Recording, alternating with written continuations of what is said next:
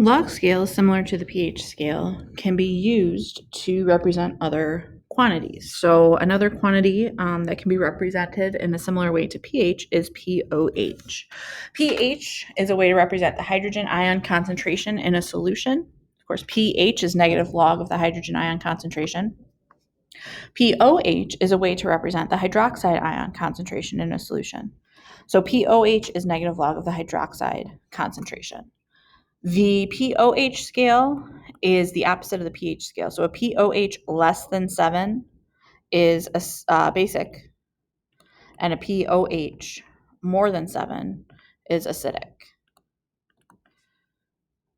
Just like with the pH scale, if we rearrange that formula to solve for hydroxide concentration, we get that the hydroxide concentration is 10 to the negative pOH. And then there's a relationship, and this makes sense, if you think about what all this stuff means, there's a relationship between pH and pOH, in that pH plus pOH will equal 14. So these are our last 3 formulas for this chapter. So we're going to calculate the pH and the pOH of these numbers here. So if I'm given the hydroxide concentration, probably the first thing I would do is find the pOH, negative log of the hydroxide concentration. So pOH is going to be 3. From there, there are different ways that you can find the pH, and just do whatever makes sense. And I'll show you both and just show you that there's not really a difference between the two ways. So just whatever makes sense to you. So if I have my pOH, one way I can find my pH is using that pH plus pOH equals 14. So pH is going to be 14 minus the pOH. So pH is going to be 11. So that's one way I can find the pH. The other way I can find the pH is using the pH formula, negative log of the hydrogen ion concentration. In order to get hydrogen concentration, I would have to use the formula, hydrogen times hydroxide equals 1 times 10 to the negative 14 and solve that. So hydrogen is going to be 1 times 10 to the negative 14 over hydroxide, which is 1 times 10 to the negative third. So hydrogen is going to be 1 times 10 to the negative 11, and then take the negative log of that, and you're going to get, all right, pH equals, you're going to get, again, a pH equal to 11. So it doesn't matter which way you do it. The second way is a little bit more work, but, whatever makes sense, go ahead and do it that way. The pH of human blood was measured to be 7.41. What is the hydrogen and hydroxide concentration? So I have a pH. I'm looking for hydrogen, and I'm looking for hydroxide. So first thing probably that it would make sense logically to do is take that pH and solve for hydrogen. So hydrogen concentration is 10 to the negative pH, 10 to the negative 7.41. So I will get a hydrogen concentration of 3.9 times 10 to the negative 8.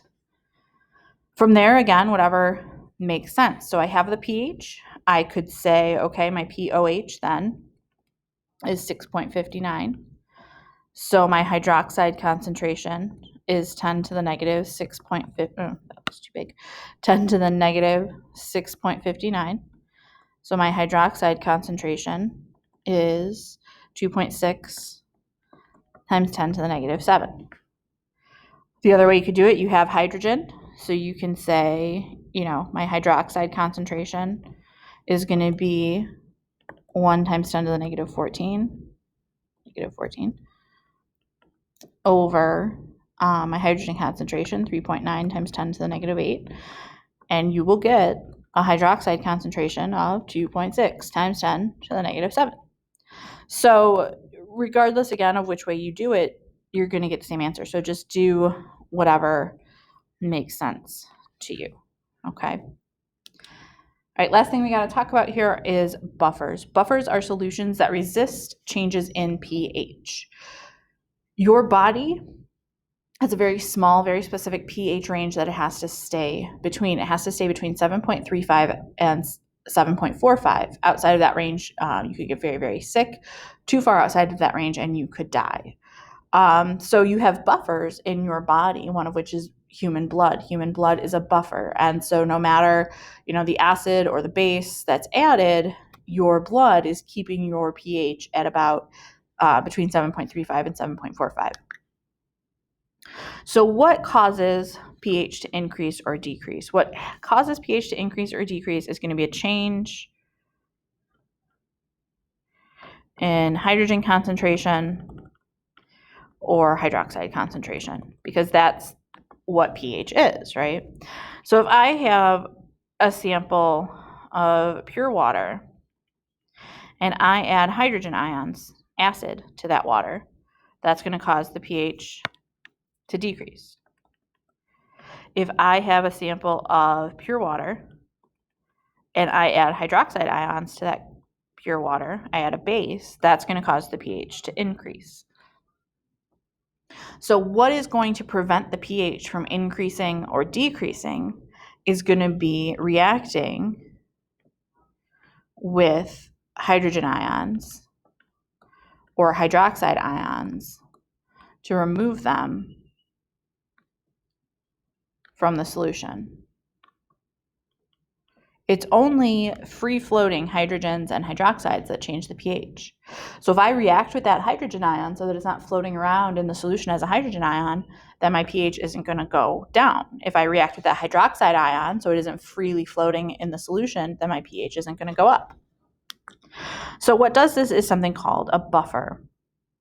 Buffers contain a weak acid and its conjugate base. And you do need both components because one component takes care of any added acid, the other component takes care of any added base. So here's how buffers work. The weak acid neutralizes the added base by reacting with the hydroxide ions. The conjugate base neutralizes the added acid by reacting with any added hydrogen ions.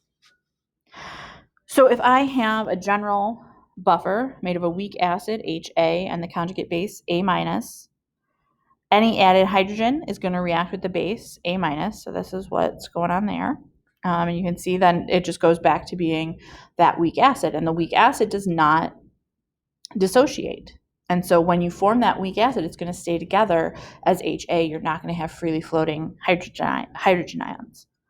Any added base is going to react with the weak acid to form water. And again, water is neutral, so that would not change the pH.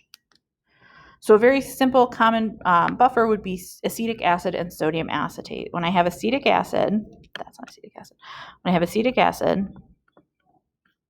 and sodium acetate, what happens when I dissolve that in water is the acetic acid's a weak acid, meaning it's not going to dissociate, it's going to stay together. The ionic compound sodium acetate is soluble, so it is going to split apart into sodium ions and acetate ions.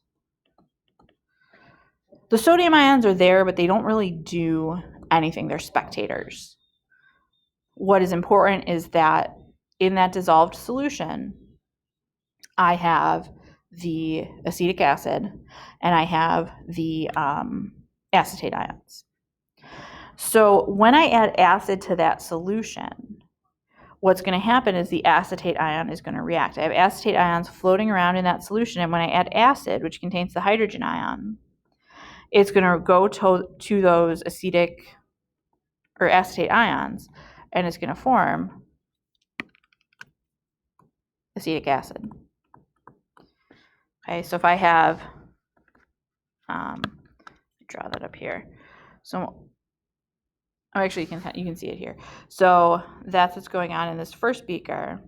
When I add acid, you can see that hydrogen ion from the acid is going to react with the conjugate base, and it's going to form that weak acid. And again, that sodium ion is just kind of floating around. It's a spectator ion. When I add base, that's what's going on in this second beaker here. The base, hydroxide ions, are going to react with the weak acid. The weak acid is going to donate a hydrogen to the base. And so we're going to form water and acetate ions. And again, acetate ions are not going to change the pH of the solution. It's only hydrogen ions and hydroxide ions that do that. So you can see there, when I add the hydroxide, it's going to react with the acid. React with the acid. It's going to form water. And then I still just have sodium floating around and acetate floating around. The sodium's in both because it's a spectator. It's just there. The reason you need the sodium acetate is because you cannot get acetate ions without having a salt that contains those acetate ions. There's no such thing as acetate ions by themselves. So we need the sodium acetate because that's going to give us the acetate ions. The sodium's not important. It could be any salt of acetate. So buffer summary, buffers are going to resist changes in pH. They contain a weak acid and its conjugate base.